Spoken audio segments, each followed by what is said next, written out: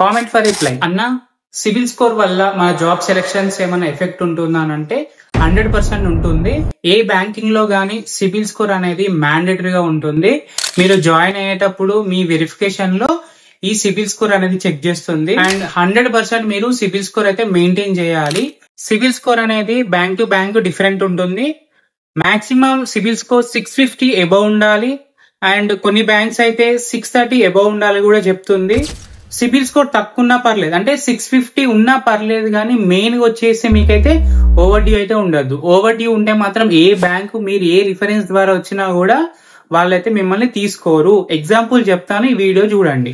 నాకు తెలిసిన మా ఫ్రెండ్ సిబిల్ స్కోర్ లేకపోవడం వల్ల రిజెక్ట్ అయిపోయింది. మా ఫ్రెండ్ ప్రీవియస్ గా బైక్ లోన్ తీసుకున్నాడు. బైక్ లోన్ లో సమ్ ఓవర్ డ్యూ ఉంది, దాని వల్ల సిబిల్ స్కోర్ తక్కువ అయింది. ప్లస్ ఇంకొకటి ఏంటంటే 2-3 ఈఎంఐస్ అయితే ఓవర్ డ్యూస్ ఉన్నాయి. అండ్ గుర్తుపెట్టుకోండి, మీరు ఎప్పుడైనా జాబ్ లోకి వెళ్ళినప్పుడు మీరు ఇచ్చే డాక్యుమెంట్స్ కానీ మీరు ఇచ్చే బ్యాక్గ్రౌండ్ వెరిఫికేషన్ అయితే క్లారిటీ ఉండాలి. దానివల్ల జాబ్ కూడా మిస్ అవుతాయి. ఎందుకంటే ఎంత రిఫరెన్స్ ద్వారా వచ్చినా కూడా ఈ వెరిఫికేషన్ కరెక్ట్ గా లేకపోతే మాత్రం జాబ్ మాత్రం రిజెక్ట్ చేస్తారు. మీరు బ్యాంకింగ్ లో మంచి సిబిల్ స్కోర్ వచ్చిన తర్వాత కూడా ఓవర్ డ్యూస్ ఉన్నా ఏది ఉన్నా కూడా సిబిల్ డౌన్ అయినా కూడా మీకు హెచ్ఆర్ నుండి అయితే మెయిల్స్ అయితే ఇస్తుంది. జాగ్రత్త.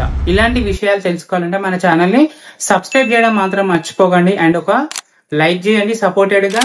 అండ్ ఎవరైతే బ్యాంకింగ్ లో రావాలనుకుంటారో మీ ఫ్రెండ్స్ అండ్ మీ ఫ్యామిలీ మెంబర్స్ కి ఈ వీడియో షేర్ చేయండి. Thank you for watching.